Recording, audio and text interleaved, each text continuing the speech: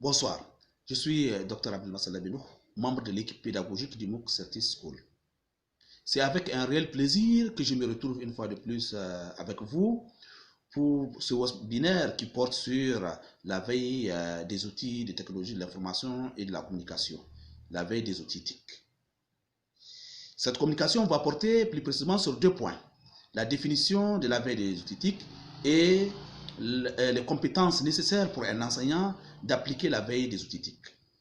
Pour ce qui est de la définition, nous pouvons dire que la veille des outils TIC signifie être à l'affût des nouveautés sur les nouvelles technologies de l'information et de la communication, dans le but de trouver des nouveaux outils TIC. Vous comprendrez que c'est une stratégie qui permet à un enseignant ou à un encadrant des enseignants du primaire ou du secondaire de développer son expertise dans un domaine bien précis, en se réseautant avec d'autres experts du même domaine que lui, ou avec des groupes avec qui il partage les mêmes intérêts. Deux notions déjà introduites dans cette formation, plus précisément dans cette semaine, nous semblent importantes à développer, à approfondir, afin de comprendre la veille des outils TIC. La première notion, c'est la notion d'échange et de partage entre les membres d'une même communauté virtuelle.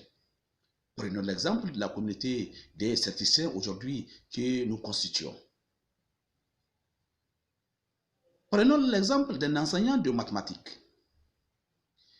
Il est important pour un enseignant de mathématiques de prendre conscience des différentes possibilités et avantages qui s'offrent à lui pour l'utilisation des outils TIC dans sa pratique enseignante, pour la motivation des élèves, pour rendre l'apprentissage actif. Alors, il peut adhérer à un groupe des enseignants de mathématiques sur LinkedIn, sur Facebook, sur WhatsApp, pour être à l'affût des informations sur les outils TIC au service de l'enseignement et de l'apprentissage des mathématiques.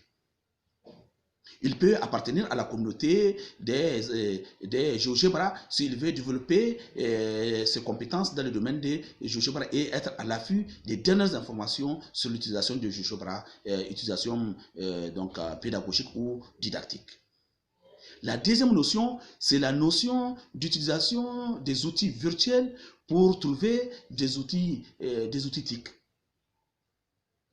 À ce niveau, toujours en prenant l'exemple d'un enseignant de mathématiques, il est important pour un enseignant de mathématiques de savoir surveiller et scruter des outils TIC à l'aide des outils virtuels de collecte d'informations et de curation. Il peut utiliser le Scout-it que nous avons introduit dans les modules de formation. Il est également important pour un enseignant de mathématiques d'élaborer une carte de veille des outils TIC. Cette carte, il peut l'élaborer à partir d'un logiciel pour comprendre les outils TIC et savoir utiliser ces outils TIC au service de l'enseignement et de l'apprentissage de la matière enseignée, à savoir les mathématiques. Sur ce, je vous dis merci et à la prochaine fois.